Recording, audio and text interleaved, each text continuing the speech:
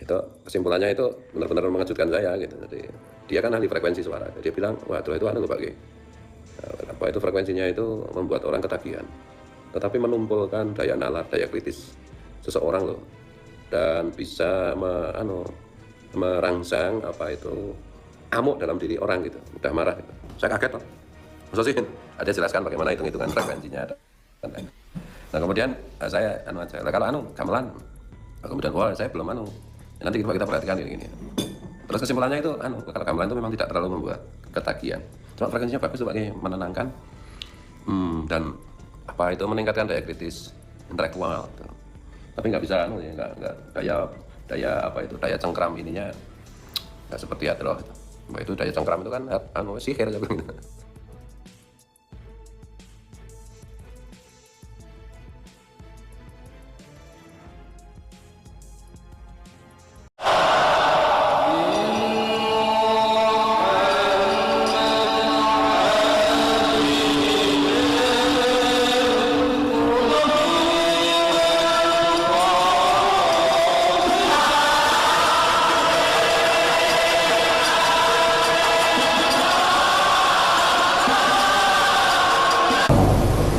Ditanya seorang mufti Makkah,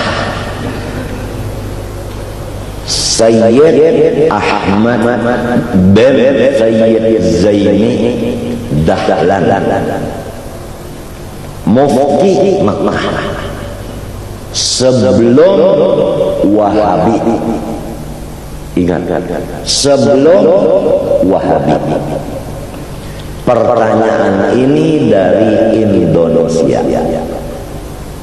Bunyinya, apakah hukumnya membaca maulid Nabi SAW pakai terbang? Artinya dicampur lawan terbang. Padahal lebih baik maulid. Apa jawabannya? Mufti Makkah Habib Ahmad bin Zaini Dahlan menjawab, sunnatul, hukumnya sunnah. Karena membaca maulud itu bid'ah hasanah, tiap-tiap bid'ah hasanah hukumnya sunnah, maka alat yang dipakai untuk maulud hukumnya sunnah. Kalau malayatimul wajib illa bihi wajib, kada salahnya malayatimul sunnah illa biha fahuwa sunnah. Itu jawaban. Pahamkah? Inilah gawian orang-orang soleh di seluruh dunia. Apabila bermulut berterbangan. Tapi ini sebelum Wahabi, mengatakan sejarahnya ini. Kemudian zaman berubah, lalu ada timbul perkataan bahwa janganlah tertipu dengan orang-orang yang beribadat sekarang. Di dalam ibadat dicampur alat maksiat. Jadi dia membilang bahwa terbang itu alat maksiat. Kalau terbang alat maksiat, waktu Rasulullah datang ke Madinah disambut berterbang, berarti orang Madinah menyambut melaksanakan maksiat. Kenapa Rasulullah diam-diam? Nah inilah sebagai pegangan ahli sunnah wal jamaah, supaya kita tahu, jangan kita bingung, tetapi janganlah kita memusuhi orang yang kada sejalan dengan kita. Titik.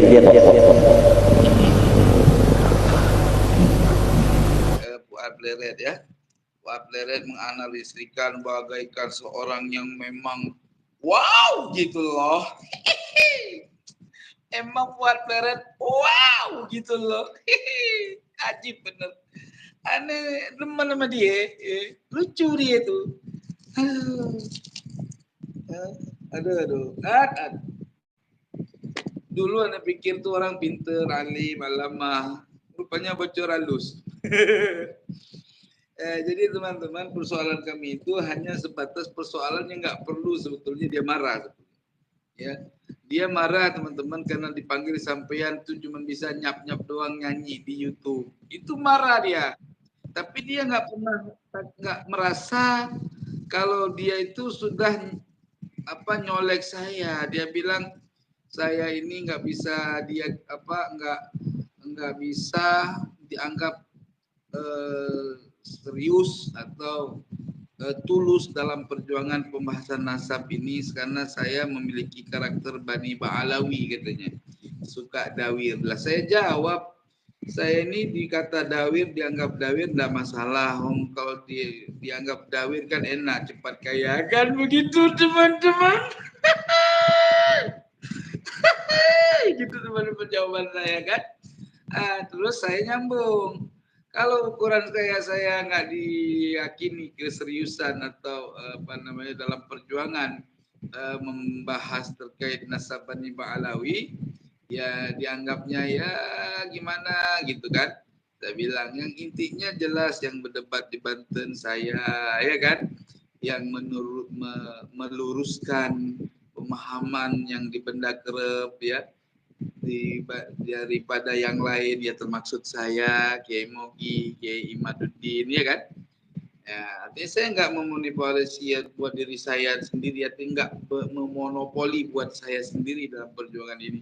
Tapi yang jelas-jelas ya kan, teman-teman pasti tahu kan. Si Fuad Pleret saya bilang nggak, sampean cuma bisa nyanyi doang di YouTube. Uang nyanyi doang di YouTube kok ngaku pejuang. Misalnya ngomong di YouTube toh, aduh, kita framing lagi ya kan.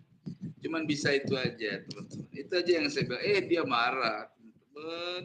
Akhirnya ngacak-ngacak saya, nyerang saya, nyari-nyari kesalahan saya di awal waktu saya berselisih dengan Kiai Abuya Yusuf Al-Mubarak, ya kan. Lalu dia memanfaatkan momen itu ya untuk ya memerintahkan budaknya supaya mengupload ya. Jadi tujuannya ya pasti untuk menjatuhkan saya, ya kan teman-teman.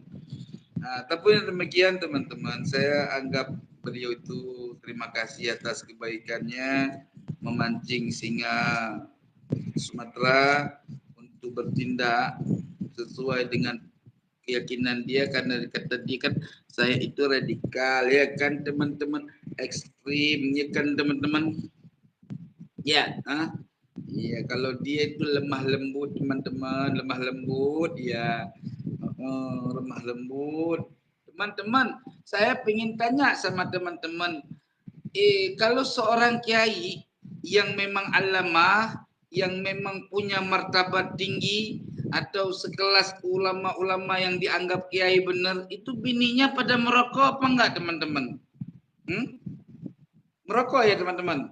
Saya rasa enggak deh teman-teman ya.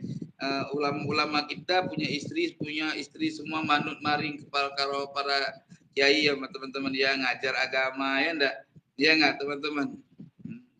Tapi saya mau kadang-kadang bingung kok ada seorang dipandang kiai, kepalanya botak,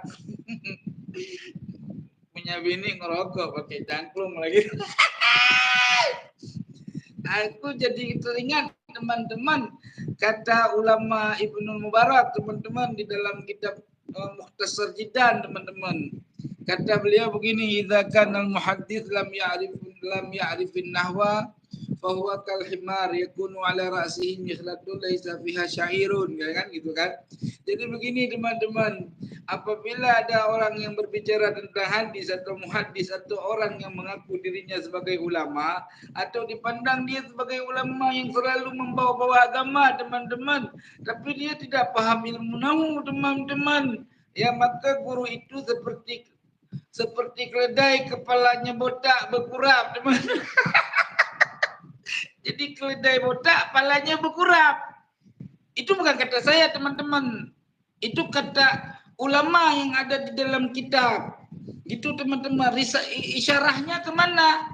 Ya teman-teman pahamin sendirilah kemana. Ya kan, begitu kan? Iya teman-teman, jadi dia bilang kalau saya itu ekstrim teman-teman. Iya betul. Terus dia bilang saya itu dia mendukung Mbak Alawi itu halu teman-teman. Ya kan? Dia sendiri neneknya halu teman-teman. Dari kecil dia bilang dia selalu ketemu sama sang Rasul teman-teman. Hadroh lagi pun. Tidak via mimpi teman-teman. Langsung bertanya sama Nabi teman-teman. Mohon maaf teman-teman. Kami yang ngaji-ngaji, saya walaupun nggak pandai-pandai sangatlah, setidak-tidaknya kami pernah mencicipin makanan dari ulama teman-teman, mencicipin ilmunya para alim ulama khususnya yang ada di Aceh dan yang ada di Pulau Jawa juga pernah menuntut kita teman-teman. Ya, tapi kalau kami di Aceh kalau dengar orang-orang kepala botak seperti itu ngomong ngomong ketemu Nabi, jangankan sama kepala teman-teman, sama pantat pun tak percaya. Sorry teman-teman, itu ibaratnya teman-teman, jangan tersinggung ya, jangan tersinggung, cuman hanya cerita ibarat, perumpamaan gitu teman-teman ya. Intinya teman-teman, si kepala botak kalau si kepala botak keledai botak kepalanya berkurap teman-teman. Jadi kalau keledai botak kepalanya berkurap, itu ada keterangannya teman-teman.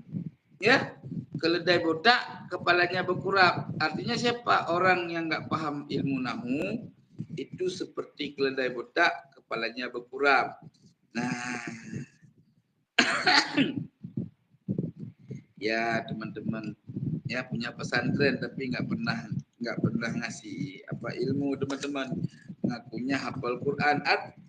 Saya juga hafal Quran teman-teman, 30 juz di luar kepala teman-teman. Fuad Pleret percaya dan beranggapan bahwa hadrah adalah bentuk sihir yang dapat mengubah perilaku pendengarnya, bahkan membuat seseorang mengamuk kehilangan akal sehat. Namun, mari kita telah pernyataan tersebut dengan lebih mendalam. Pertama-tama yang perlu kita pahami adalah bahwa musik dalam banyak tradisi, termasuk hadrah, adalah ekspresi budaya dan spiritual. Musik hadrah dengan bunyi dan pukulannya yang khas bukan hanya sekedar hiburan, tetapi juga sebuah cara untuk mendekatkan diri kepada Rasulullah melalui syair-syair pujian kepada Nabi. Menganggap hadrah sebagai sihir yang berbahaya jelas menunjukkan ketidakpahaman terhadap konteks dan makna di balik alat musik tersebut.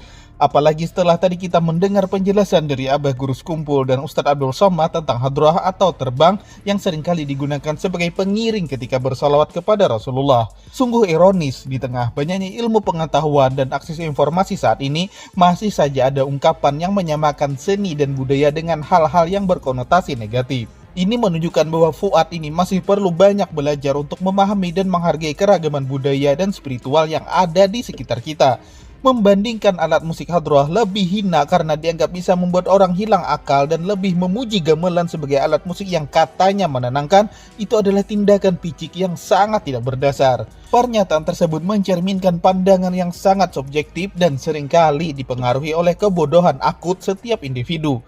Setiap alat musik termasuk hadrah dan gamelan itu memiliki karakteristik dan fungsi yang berbeda-beda dalam konteks sosial dan spiritual. Penghargaan terhadap alat musik seharusnya tidak hanya didasarkan pada asumsi atau stereotip, tetapi harus mempertimbangkan konteks budaya, tujuan penggunaan, dan pengalaman individu masing-masing.